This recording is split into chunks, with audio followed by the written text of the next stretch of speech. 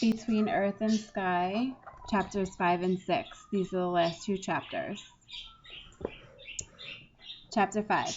Toward the Coast of California. With the pines of Arizona behind them, the flowers traveled south and west into the desert. They talked all about the piñons that they had seen.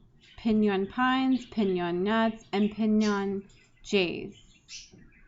I love the smell of pine trees, said Lupe. It's good that they're growing again, said Clover, but I'm still worried about my cousin in Alaska. Alaska, here we come. Cried Sunny. First we're going west to the coast of California, Lupe reminded her friends. And before that we have to cross this hot desert, Zinni added.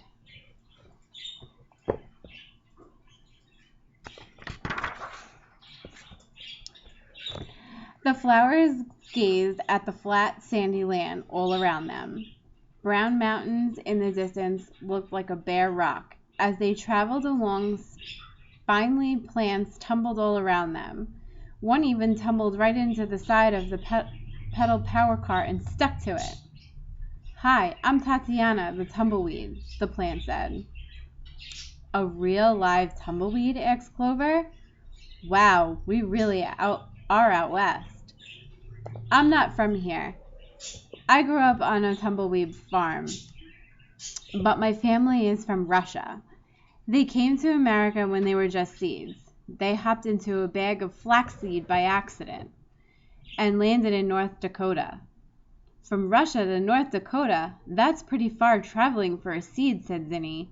Right now she was trying her best to hang on to her own seeds in the hot car. Blustery wind. That's nothing, said Tatiana. We've since tumbled north to Canada and south to Mexico. Just then a gust of wind blew Tatiana off the pedal power car. She tumbled onto the road and into the desert brush. Bye, Tatiana, the flowers called out as the car kept moving on. Soon they were in California, driving past the tall date trees of a town called Inedo. How about we stop for some date shakes? Zinni asked.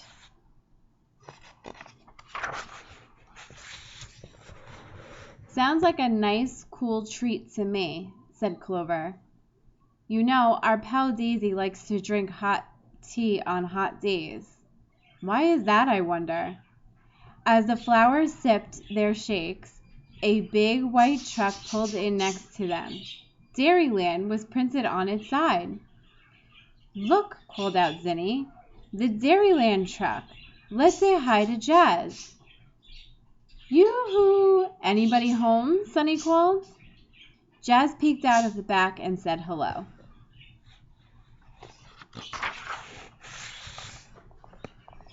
A blast of cool air came out of the truck too. Wow, that cool fresh air feels so nice, Lupe said. Can we come inside? Fine by me, said Jazz. This is a refrigerator truck full of cheese. That's why it's so cool inside. But cheese isn't much fun to travel with. It can't talk. So come on in. I can use some company besides my own sweet-smelling flowers. Your flowers smell really good, said Clover. And we've just come from the piñon pines of Arizona. They smell good, too. They're growing again after nearly being wiped out by a fungus. Sounds just like a chestnut tree back home in Florida, Jazz said. That's a good comeback story, too. Have you heard it? By the time Jazz finished telling the flower friends all of the chestnut trees, they had reached the coast of California. It was time to say goodbye. Lupe drove her car out of the Dairyland truck. She and her friends were ready for a nice long rest in the beach cottages of Crystal Cove. After that, they would head north to find yellow lupine in some of the sand dunes of Humboldt Bay.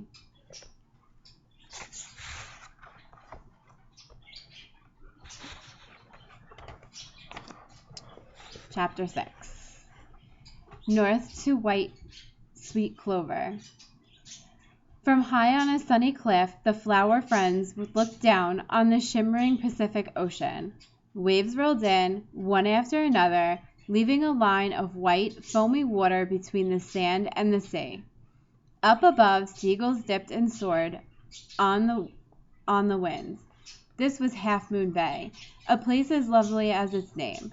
I could sit here forever, Lupe said. But shouldn't we get going? Asked Clover. It's a long way to Alaska, and we want to stop to see Yellow Lupine first.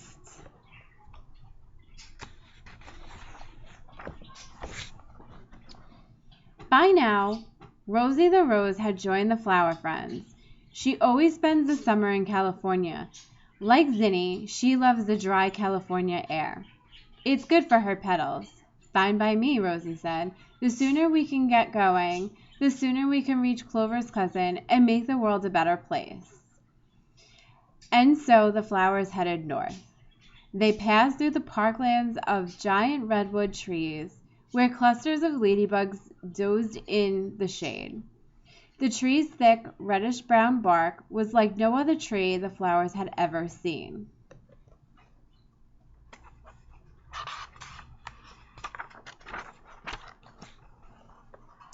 By the time they reached the sand dunes of Humboldt Bay, Yellow Lupine was nowhere to be seen. I'm so sorry, Lupe said to Clover. I thought Yellow Lupine would still be here. I wanted you to meet her.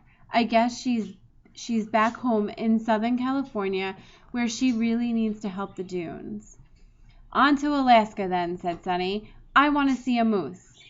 Let's hurry, said Clover. I don't want to miss white sweet clover too. Traveling as far as they could go by the light of the day, the flowers drove north, north, and north. Soon they were in Oregon, along the Columbia River Gorge. They stopped by a beautiful waterfall. This is salmon country, said Lupe. Millions of wild salmon once swam by the rivers here. People promised to protect them forever. They needed to work harder to keep that promise. North, north, north the flowers went. When the road became rocky and rough, they talked of taking a ferry or even a plane.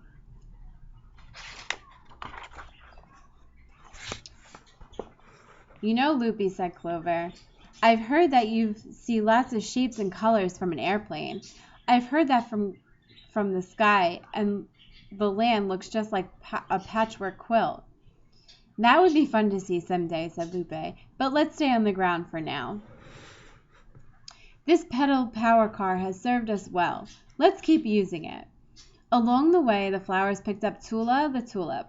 She was visiting friends in the tulip fields of Washington State. Tula always tried to be courageous and strong. Tula, said Clover, when I talk to my cousin, I'm going to need some of your courage and your strength. And so the flowers traveled on, north, north, north. And after what seemed like days and days, they reached Alaska. Right away, they saw the white sweet clover. She and her family were scattered all over the land. They were even camped in the wildest parts of the wilderness.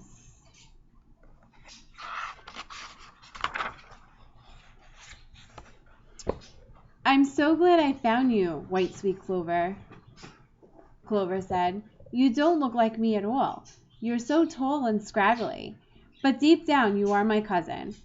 And for sure underneath all the wild ways, you're really very sweet. That's why I don't like hearing about you causing trouble here in Alaska.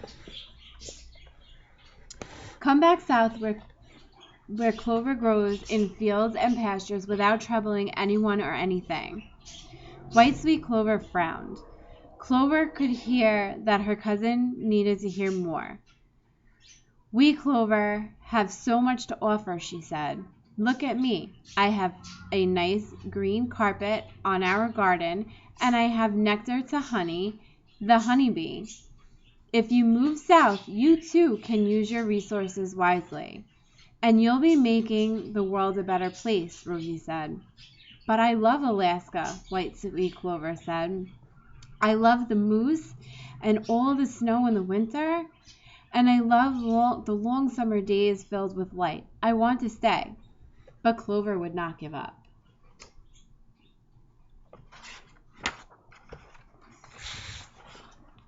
You're stopping good plants from growing, she said.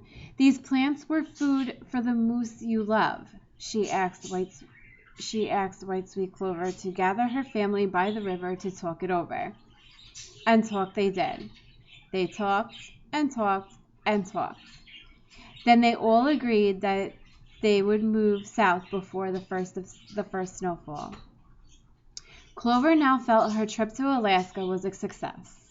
We've learned so much about plants and seeds and where they do good and where they do no harm, she said. We know enough to help plants everywhere. Let's head home. But we haven't seen a moose, Sunny said. A photo of us with a moose would make the best postcard of all.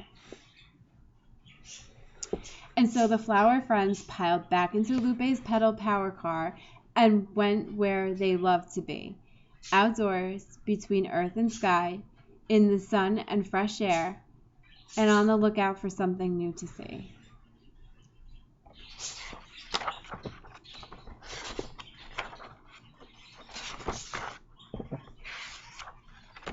And that is the end of Between Earth and Sky.